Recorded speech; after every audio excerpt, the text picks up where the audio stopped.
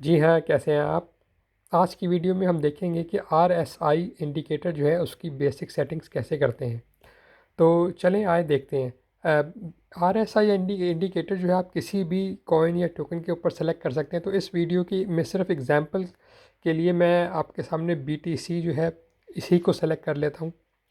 जब आप अब मुझे नहीं पता कि आप कौन सी ऐप यूज़ करते हैं, लेकिन डिफरेंट ऐप्स में आरएसआई इंडिकेटर नॉर्मली पहले से शो हो रहा होता है।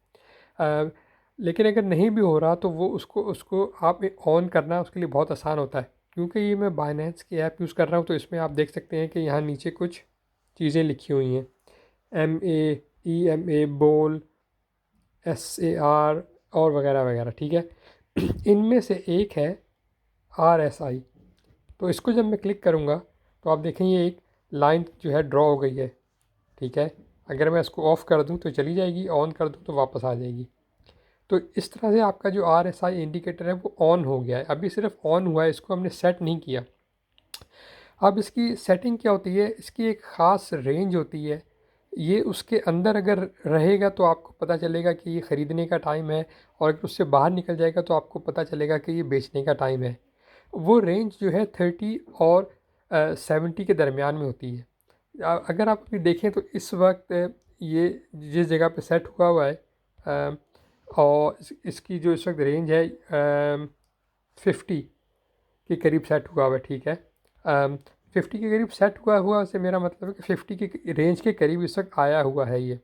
अगर मैं आप इसको डिफरेंट टाइम फ्रेम पर ले जाएं, अभी देखें जैसे कि ये एक दिन के वाले टाइम फ्रेम पे चल रहा है, यानी एक एक जो कैंडल है ये एक एक दिन को रिप्रेजेंट कर रही है, ठीक है। अगर मैं इसको 4 घंटे वाले पर ले जाऊं, अब एक एक जो कैंडल है वो हर एक कैंडल जो 4 घंटे की है। इसके अंदर जो अब आप RSI को देखेंगे तो 57 है।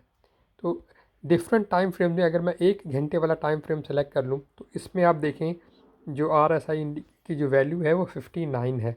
तो आप जैसे देख सकते हैं कि डिफरेंट टाइम फ्रेम्स के अंदर वैल्यू जो है वो चेंज होती रहती है। इसी तरह अगर मैं एक वीकली टाइम फ्रेम सेलेक्ट करूं तो अब आप इसमें देखें कि जो RSI इंडिकेटर है 91 के करीब गया हुआ है, यानी कि बहुत ज़्यादा हाई है।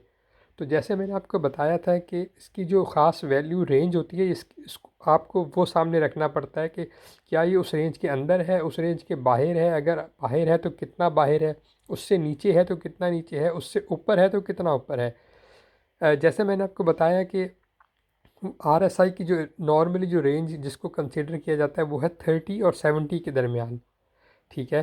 तो इस वक्त आप देख सकते हैं जैसे मैंने आपको बताया कि ये 90 के दरमियान में है। अगर आप डिफरेंट टाइम फ्रेम सेलेक्ट कर लेंगे तो वो 50 पर आ जाता है। 4 आवर्स वाला सेलेक्ट कर लें तो 56 पे, और इसी तरह वो चेंज होता रहता है। तो सबसे पहला काम आप इसको जो जब भी आप RSI इंडिकेटर सेलेक्ट करना सेट करना होता है तो आपको ये डिसाइड करना होता है कि आप किस टाइम फ्रेम पे उसको फॉलो करना चाहते हैं।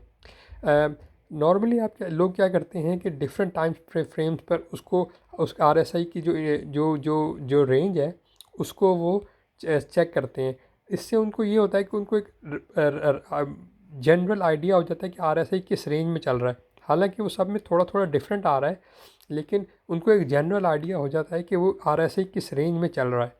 तो जैसे हमने देखा कि 15 मिनट्स वाला 68 पे है, 1 आवर्स वाला 58 पे है, 4 आवर्स वाला 56 पे है, और 1 डे वाला 50 पे है। तकरीबन जो ज़्यादातर जो रेंज है इसकी वो 50 और 60 के दरमियान में चल रही है, ठीक है। तो सिर्फ अगर मैं उसको वीकली वाले पे कन्वर्ट करूं तो जो उसकी जो रेंज है वो 91 पे जाती है। तो तो जो भी लोग RSI इंडिकेटर को चेक करते हैं वो सारे डिफरेंट टाइम फ्रेम देखते हैं, ताकि इससे उन्हें अंदाज़ा होता है कि मार्केट में जो जो उसकी जो डायरेक्शन है वो, या उसकी जो टाइमिंग है वो बाय करने की टाइमिंग है, ख़रीदने की टाइमिंग है, या बेचने की टाइमिंग है। तो वो ये सब चीज़ें देखते हैं। तो अब हमने देख लिया कि डिफरेंट टाइम फ्रेम्स के अंदर ये RSI इंडिकेटर जो है इसको कैसे पता किया जाता है। मैंने आपको ये भी बताया कि इसकी जो रेंज है वो क्या होती है, वो 30 और 70 के दरमियान में होती है।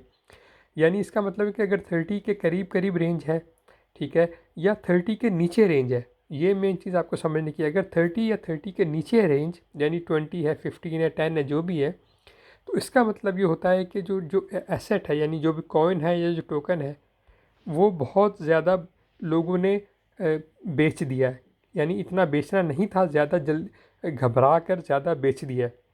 इसका मतलब ये होता है कि उसकी जो टोकन या कॉइन की जो प्राइस है वो इतनी नीचे आनी नहीं चाहिए थी जितनी कि वो आ गई है। जब ऐसा कभी होता है तो जो ट्रेडर्स होते हैं या जो इन्वेस्टर्स होते हैं वो RSI इंडिकेटर की इस वैल्यू को देखते हैं कि यार ये 30 से नीचे है, इसका मतलब है कि ये गलत तरीके से नीचे आ गया और इसको वापस अपनी असल प्राइस पे ये जल्दी वापस आ जाएगा, तो वो इसको एक अच्छा मौका समझ के कि उसमें एंट्री ले लेते हैं, उसमें कुछ अपनी पोजीशन ओपन कर लेते हैं। इसी तरह जैसे मैंने कहा इन्वेस्टर और ट्रेडर दोनों इस चीज़ को देखते हैं। इसी तरह अगर आप जो RSI की जो रेंज है अगर वो 70 या 70 से ऊपर है तो इसका मतलब होता है कि लोगों ने जो जिस किस वजह से भी उसको बहुत ज़्यादा ख़रीद लिया है, इतना ज़्यादा बनता नहीं था जितना लोगों ने उसको ख़रीद लिया, जितनी उसकी प्राइस ऊपर चली गई है। इसका मतलब ये है कि अब किसी भी वक्त उसकी प्राइस क्रैश कर सकती है, नीचे आ सकती है। तो इसलिए अगर आप सोच रहे हैं कि यार मैं लूँ या ना लूँ, तो आप अगर इसकी जो रेंज है उसको देखेंगे कि अगर वो 70 से ऊपर है तो आप उसको नहीं लेंगे। ओके, आप उसका इंतज़ार करेंगे जब तक कि वो नीचे ना आ जाए।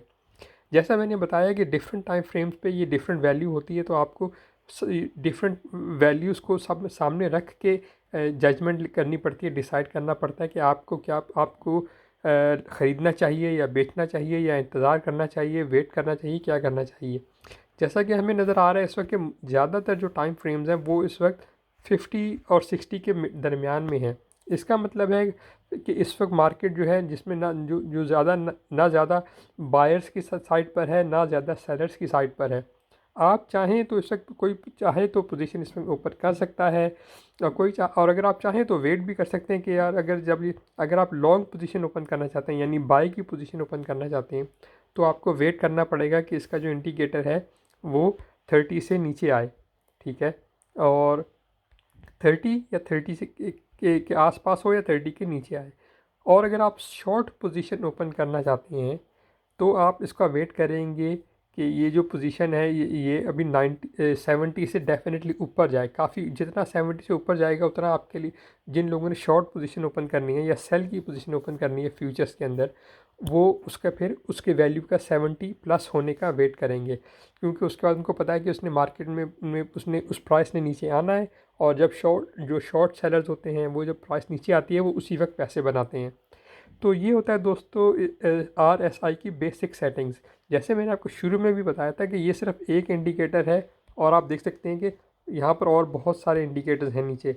इन सब को की कम्बिनेशन से इंसान सही आइडिया होता है कि असल पिक्चर क्या है।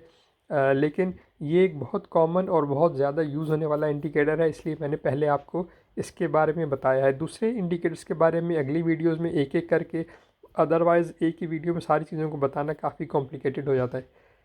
बस ये वीडियो दोस्तों यहीं तक। अगर आपको पसंद आई है तो एक लाइक और एक सब्सक्राइब ज़रूर कीजिएगा, अपने दोस्तों के साथ शेयर भी कर दें अगर वो ताकि वो भी कहीं गलत टाइमिंग पर जो है अपनी कोई ट्रेड ओपन ना कर लें और अपना नुकसान कर बैठें।